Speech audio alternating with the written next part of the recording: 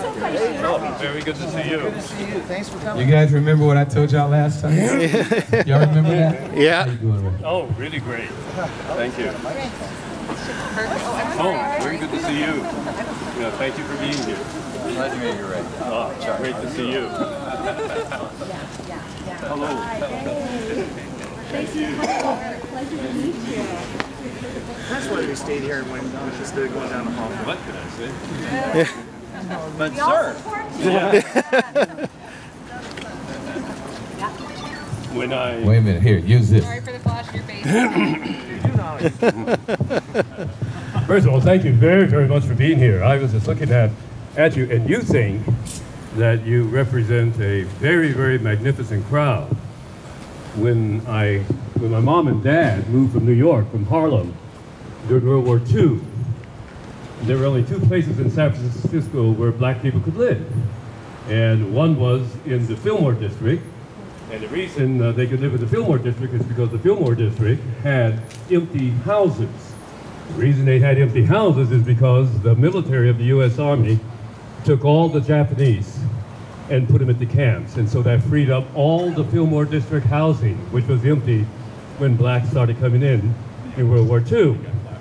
When that housing was filled, by the time my folks came here, they built the new projects in Hunters Point, the plasterboard projects, and I was born in General Hospital of San Francisco and lived at 617 Lane Street in the projects as a kid coming up through life. It was quite something, and it's because I started in a place like that, which turned out to be very, very good actually. There was a lady, when I would go to Ridge Point Site 1, when I turned 5.5 years old, you could enter to your first grade, and I went to Ridge Point Site 1, and I would come home, and I would hear this piano playing in this trailer. And one day, I knocked on the door of the trailer, and there was this wonderful, beautiful sister who opened the door, and she said, "Oh, young man, can I help you?" I said, "Yes. I hear piano on the radio." And, "Oh, well, have you ever played it?" I said, "No." "Well, come here, I'll show you how to play it. I have an upright in this trailer where we hold church services." So I said, "Oh, thank you, ma'am." So Sister Jones took me into a trailer, just a straight trailer, a little bigger than that truck, and I started taking piano lessons twice a week. I'll never forget her opening the first hymnal, and the title of the hymn was "What a Friend We Have in Jesus." Now, she said, now that note, it stands for C. It doesn't mean Christ, it means the middle of the piano. And from there on, I just did my number. I just was thrilled growing up in San Francisco. I learned how to play rather well. A very wealthy lady put me in another school. I then went to the Monterey Bay Music Academy on a scholarship, where I became the student conductor of the choir and of the orchestra. And then I went down where I was one of the conductors with Robert Shaw, with the Robert Shaw Chorale as a young man. Came back to San Francisco, became the minister of music of the largest black church we have, which is Third Baptist Church, where I had a choir when we would do Handel's Messiah and Mozart's Requiem and Mendelssohn's Elijah. I would have about 200 voices and members of the San Francisco Symphony Orchestra, which is how I became a musician. And when I helped people become mayor in San Francisco, I'll never forget when there was this fellow. He was a lawyer. He said, oh, young man, I'm a lawyer. You speak so well. Could you represent my campaign? And so I asked a couple more questions. And then I said, I would be happy to. Well, would you do it? Would you go to the Fairmont Hotel? I have a big dinner tonight. We expect 1,200 people. Could you MC it? And I MC'd, and Joe Alioto became mayor of San Francisco. Oh, wow.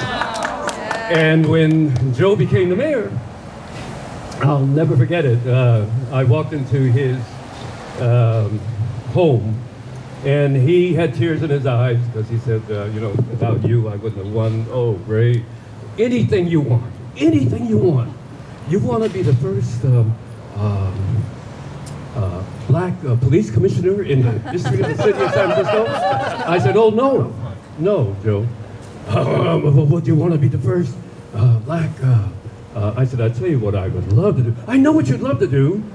I attended the concert when you were the first black conductor in San Francisco to conduct the San Francisco Symphony Orchestra in Handel's Messiah. How would you like to be president of the city's Arts Commission? I said, I'd love that. And so Harold Zullebach had been the wonderful chairman for a long time, and he was leaving after many years, and I was appointed to the Art Commission, became a commissioner, and remained a commissioner for 27 years. And we did a lot of things in the city.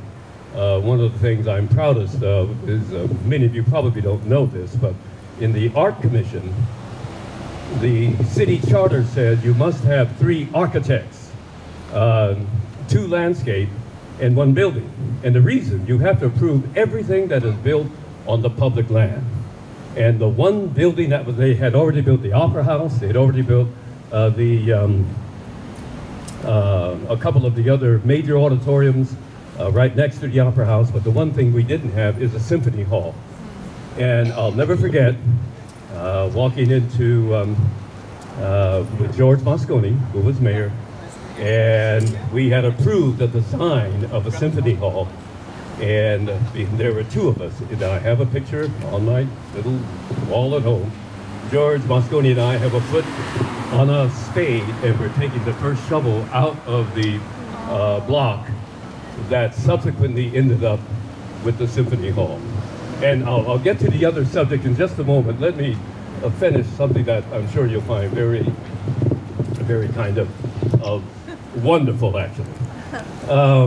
In raising money, the Symphony Hall that we built, we had to raise $42 million for it.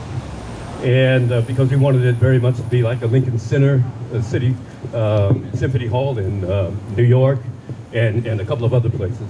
But we said, well, let's really get ours. So I was pushing for $42 million. Now you say, where do you get $42 million? Well, there are a lot of people here with a lot of money. And if you can let them know what it's for, they'll be more than happy to chip in. But I'll never forget, and then I really will get to the other subject. I'll never forget this.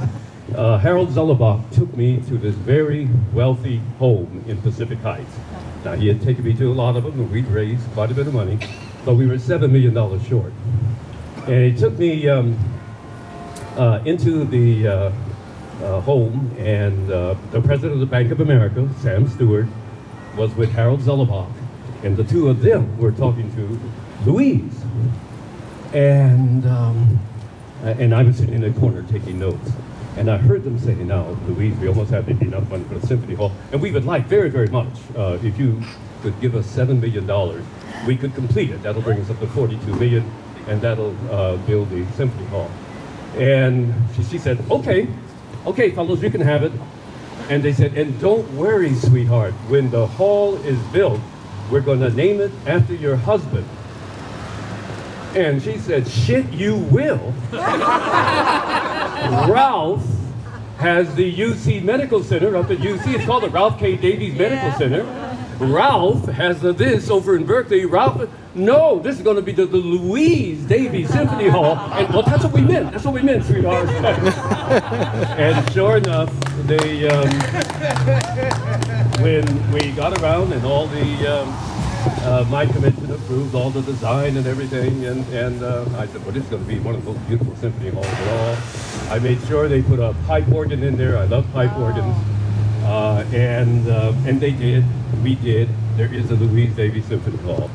And so growing up in San Francisco, doing what I did during the war, just growing up in the projects on welfare, when a dad who propagated us deserted us, and deserted a beautiful woman with 7 kids, as was the case in many instances. So I learned and learned and learned a lot along life's road, from the top to the bottom, to the left, to the right, to just everything that needs to happen to try to bring a community together.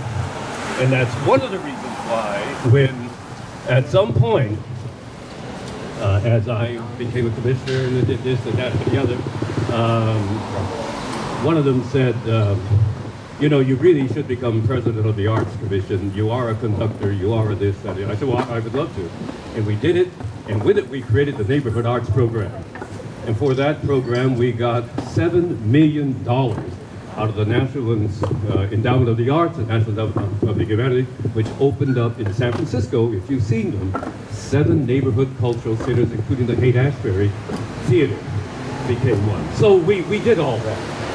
And I'm simply telling you that to let you know that when I finally got on the air, and I just happened to get on the air, somebody heard me give a speech somewhere just like here, and then they come to, oh, well, Mr. Taliaferro, would you like to go on the air? You go on the air and do what? And what would you like to go on the air and be a talk show host? And I said, oh my goodness, I never thought of doing anything like that. I was going to be a conductor and this and that. And they said, well, we would love for you to do it. And that was the president of Metro Media Broadcasting from New York, who was the head of KNEW here in Oakland.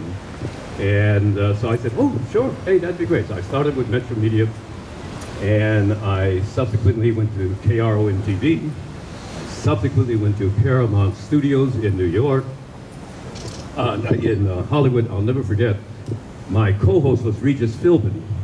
And every day, for 3 hours a day, Regis and I would meet, about 11:30, because the show was called Tempo, and it goes from noon till 3 hours long.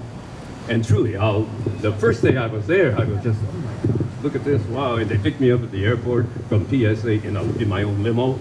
And it said, limo, Taliaferro limo from the Paramount Studios. And I got over there, and the producer, we have 9 movie stars to interview every day. And I'll never forget sitting there, and the producer said, well, you know, Ray, can I call you? I said, absolutely. Your first guest today is going to be Marilyn Monroe.